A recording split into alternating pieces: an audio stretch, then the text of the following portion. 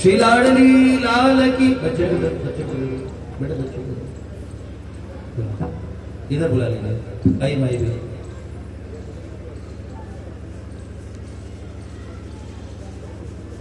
आइए कमल भैया, बहुत बहुत स्वागतम सुस्वागतम। माता जी कहाँ पे? अच्छा भैया कह रहे हैं मैं नीचे बैठूंगा। ये नारदेनी कुछ परिवार के बहुत पुराने सदस्य हैं।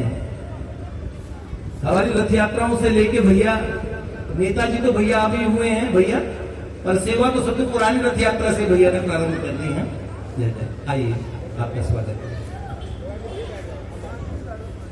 जय जय भाई। श्री लाडली लाल की जय। थोड़ा थोड़ा स्पेस क्रिएट कर दीजिए सब लोग बैठने के लिए।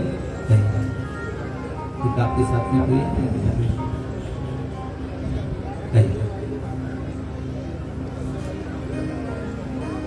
हमारे यहाँ के विधायक जी गाजियाबाद के, उनकी धर्मपत्नी जी हैं ठाकुर जी से। और भैया दर्शन भी कराइएगा आज इनको माधव जी के। हाँ जी, आज विशेष बात है, जो भी आए हैं वो माधव जी के दर्शन जरूर करके जाइएगा। उत्सव तो पूरा माना जाएगा ना। तो मैं कह रहा था 6 जगह से फ्रैक्चर होने के बाद में जब वो अगले दिन ठीक हुआ, एक ही दिन के अंदर वो 6 हड्डियां जोड़ना और साथ में हाँ, और वो जो जॉइंट था टखने के पास का, वो भी ठीक हो गया। अब ये देखो भगवान की कैसी कृपा है। डॉक्टर साहब ने कहा बेटे कल जो लड़का आपको लेके आया था, एक बार उसको लेके आओ। असल में मेडिकल साइंस में अभी तक कोई भी ऐसा नया इन्वेंशन नहीं हुआ, कोई ऐसी नई थेरेपी नहीं आई जिससे कोई हाथ घुमा के हड्डियां जोड़ दे। और वास्तव में ये वास्तविक बात थी।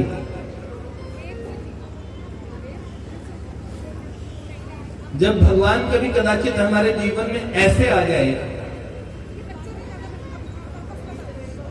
बहुत पहले नरसिंह जी अपने 16 और महात्माओं के साथ जब जा रहे थे, अंजार शहर में उनको जाना था, तो उनकी गाड़ी टूटी फूटी थी।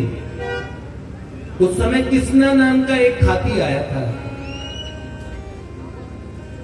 नरसिंह जी परम भक्त थे, भगवान के कितनी बार दर्शन कर चुके थे, लेकिन अपने नित्य प्राप्त प्रभु को भी पहचाने नहीं। 15 मार्च 2020 की ये घटना। प्राची जी परम भक्ता थी किंतु पहचानी नहीं। बैठ जाओ बेटे, वहीं बैठ जाओ।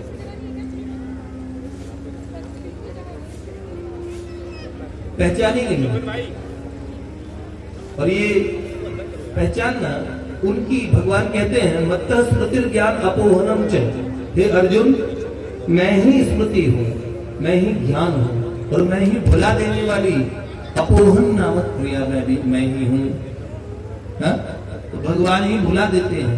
माँ यशोदा उनको देखती हैं और कैसे उन्होंने भगवान के पूरा कॉस्मिक वर्ल्ड पूरा भगवान के मुखारविंद में देखा। रसखान जी का जो पद है ना, शंभुधर ध्यान जाको जपत जहान सब, और ताते ना महान कोई दूजो अब देखो मैं। शंभुधर ध्यान जाको जपत जहान सब, ताते ना महान कोई दूजो अब देखो मैं। उनसे महान मैंने कोई नहीं देखा जिनका महादेव भी ध्यान करते हैं, जिनका जब पूरा जहान करता है। ताते ना महान कोई दूजो अब देखो मैं। कहे रस खान सोई बालक स्वरूप धरे, और ताको कछु रूप अद्भुत अवलेख्यों में। रसखान जी कहते हैं उन्होंने ही बालक का स्वरूप धारण कर दिया, उसका कुछ अद्भुत रूप मैंने देखा।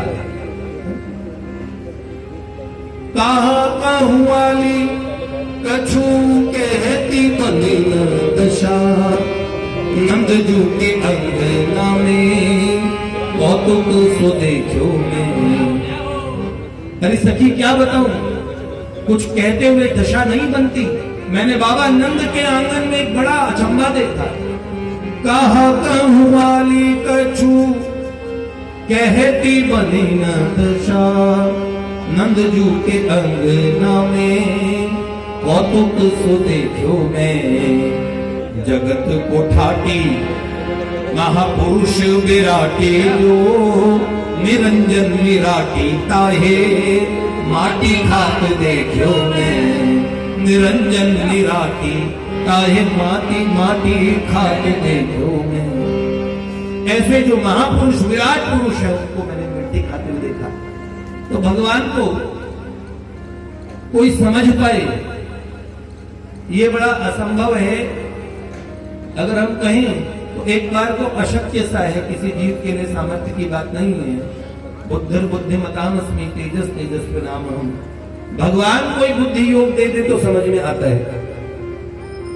तो जो हड्डियां जुड़ी, डॉक्टर के लिए अगले दिन अचंभा भी रहा।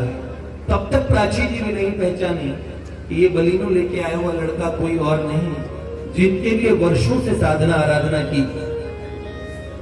अच्छा, भगवान के विषय में खास बात बताए ना, यूं तो वो कोई भी रूप धारण कर लेते हैं, लेकिन भगवान के प्रागट्य में सबसे खास बात कौन सी होती है? वो बड़े खूबसूरत होते हैं, बड़े ही सुंदर। सुंदरता भगवान का पहला सबसे सर्वोच्च गुण है, जिसके विषय में सब रसिक कहते हैं। देवता उस रूप को देखना चाहते हैं।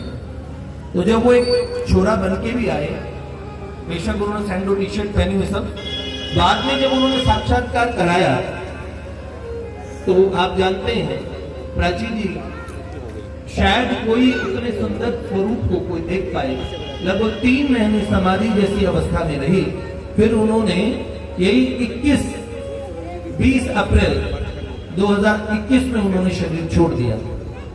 शरीर भी छोड़ा, भोजन पानी उन्होंने सब छोड़ दिया था। केवल वो उनकी ही बात करती थी।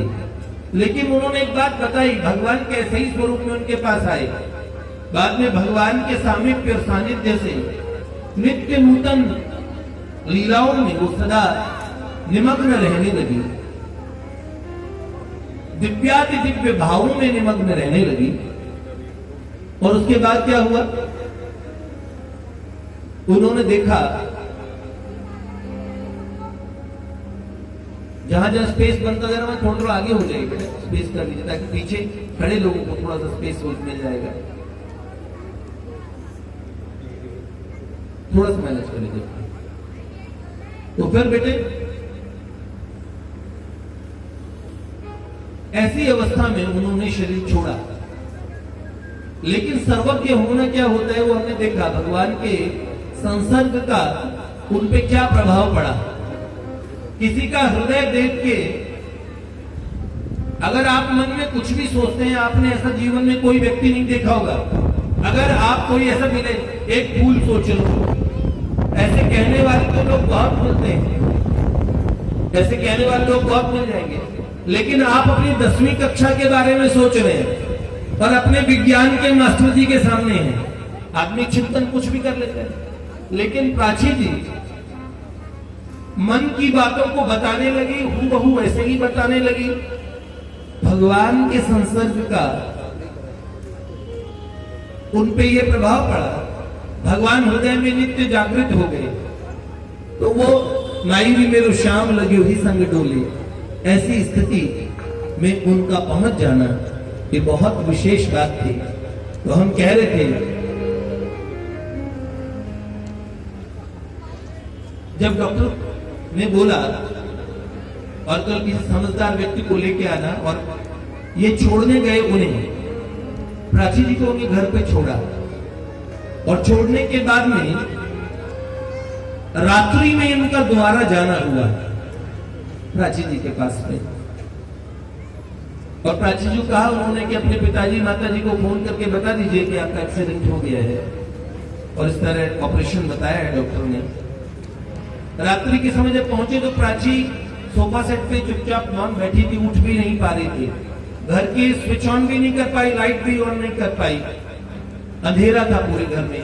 और शाम को जब पहुंचे तो इन्होंने कौन सा गेटअप था, इन्होंने पहना हुआ था पर्पल कलर का सूट, नीचे बेस कोट था, पॉइंटेड शूज थे, बहुत घुंघराले बाल, गोरा चिट्टे लड़के पे जो कितना सुंदर लगेगा, पर्पल कलर का जो सूट था।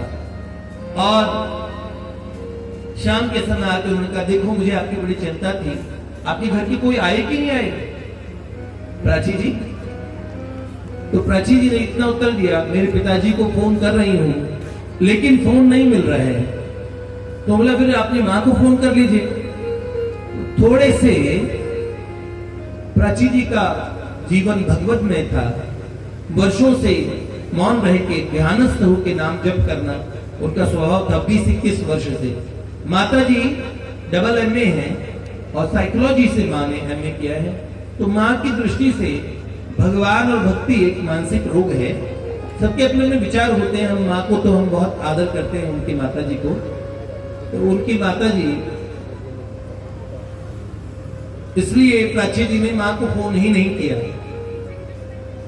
पिताजी से उनका खूब अच्छा कम्युनिकेशन था, बातचीत। शायद संसार में कुछ ही लोग थे, एक मुझसे भी बहुत अच्छी बातचीत भगवान की कृपा से थी, बुआ जी से बात करती थी बहुत, और पिताजी से भी बात करती थी। तो वैसे मौन रहना उन्हें अच्छा लगता था। तो प्राची जी को उन्होंने कहा आपने पापा को फोन किया? पापा का फोन नहीं, पापा का फोन नहीं मिल पा रहा है। तो उन्होंने कहा ओके माँ को कर लो। नहीं, माँ को नहीं करेंगे। तो फिर तो उस लड़के ने कहा सुनिए अपने चाचा को फोन कर लीजिए। तो प्राची ने चौंक के पूछा आपको कैसे पता मेरे कोई चाचा है? तो उन्होंने कहा मैं एक फेस रीडर हूँ, फेस रीडर। मैडम चेहरा पढ़ के बता देता हूँ आदमी के बारे में।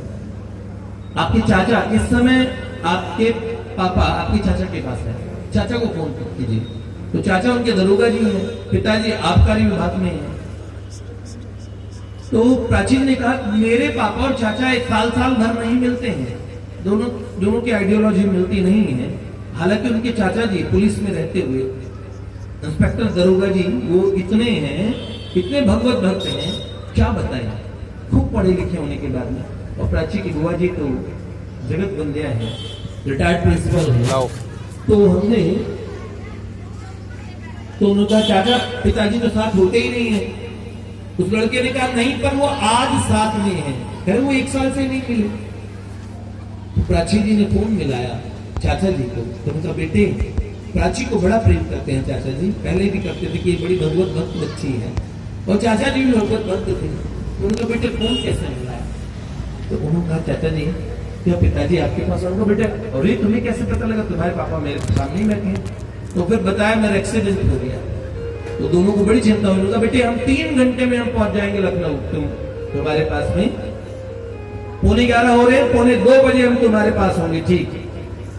और जैसे ही ये बोला प्राची जी ने कहा, फिर उस लड़के ने भोजन का सामान निकाला, बड़ा टिफिन ले गया था।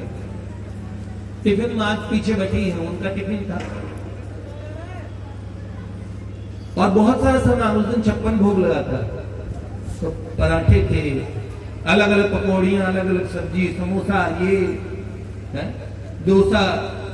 तो हमारे 56 भोग नहीं था, लगभग उस दिन 250-300 किस्म के भोग लगे थे ठाकुर जी के। तो जब सामने आरोगने के लिए बोला पाओ पाओ, हमारे घर में एक्चुअली फंक्शन था। प्राची जी ने सुबह से कुछ पाया भी नहीं था। उसके बाद में पर उसके गले में एक खास बात थी, गले में तुलसी की कंठी थी, एक लॉकेट था जिसमें परम पूज्य भाई जी और बाबा का चित्र था, क्योंकि हम सब भक्त धारण करते हैं।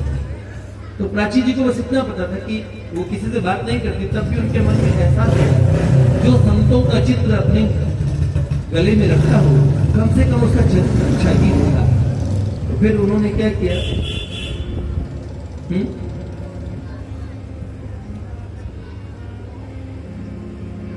और उनका फंक्शन को छोड़ के बीच में आपके लिए आया हूं मैं। फिर क्या कहा, प्राची जी को वॉशरूम जाना था, वॉशरूम में उन्होंने कहा मैं आपको छोड़ देता हूं और मैं बाहर खड़ा हो जाऊंगा, आप मुझे आवाज दीजिएगा। हृदय में ऐसा लगा ये कोई बहुत अच्छे परिवार के हैं, जिनके संस्कार अच्छे हैं, थोड़ा बोलने की आदत है। प्राची जी को नहीं बोलने का अभ्यास था, उन्हें बोलने का। पहले खुद कहा था, बोलता कुछ हूं ज्यादा, वैसे हूं सीधा साधा।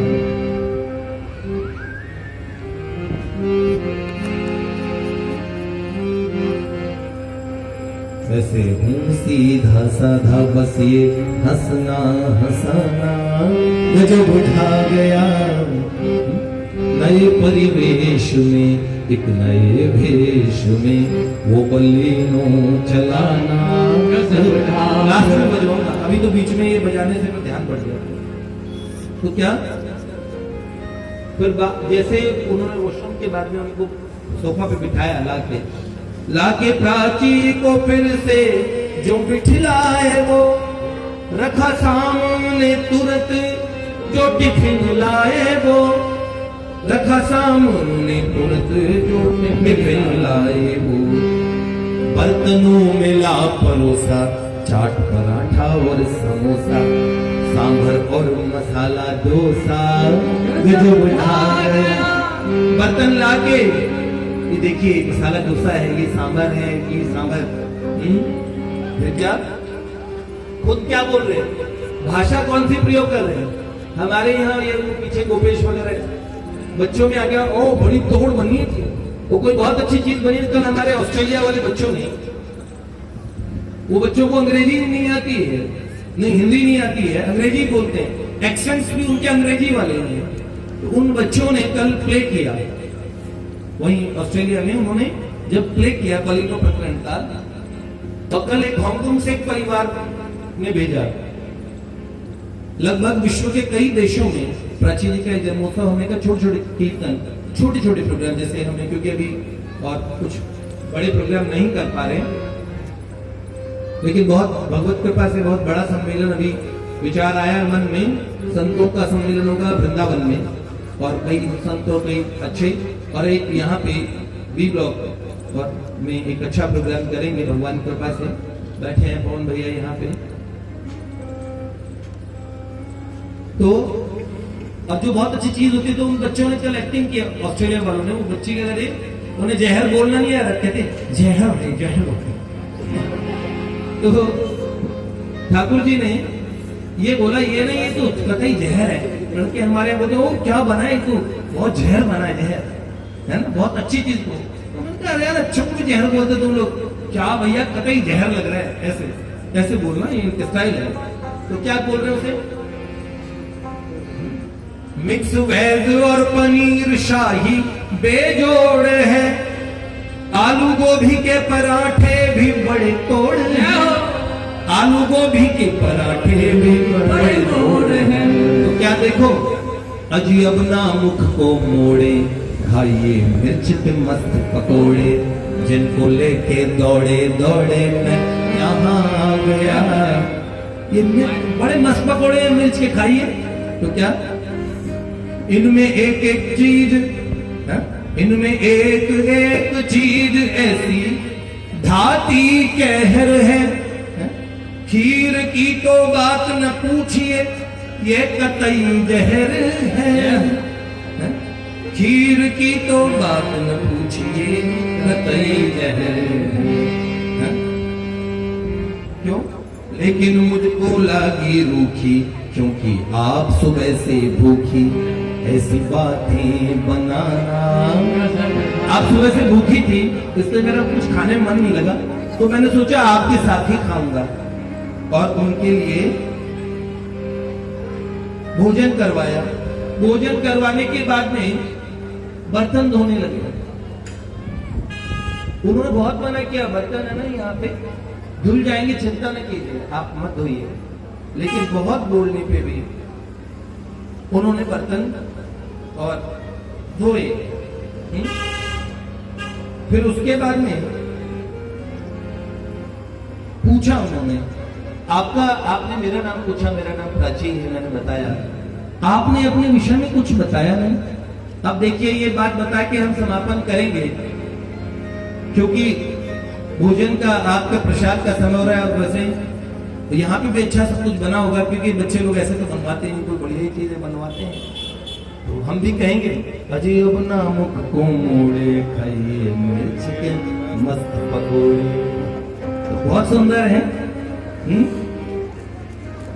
उन्होंने पूछा, आप कहां से आए हैं, अपने विषय में बताइए। तो क्या बोला, कहां से आए हैं, क्या नाम है, ऐसे पूछना शुरू किया। तो क्या बोला उन्होंने, बोले डाल दिया है आपने मुझको बड़ी मुश्किल में, आपने मुझको बड़ी मुश्किल में डाल दिया है। वैसे रहता हूं जी मैं सदाई तो आपके दिल में। अजी मैं आपके दिल में ही रहता हूं। कहां रहते हैं आप? आपके दिल में। फिर हंसने लगे।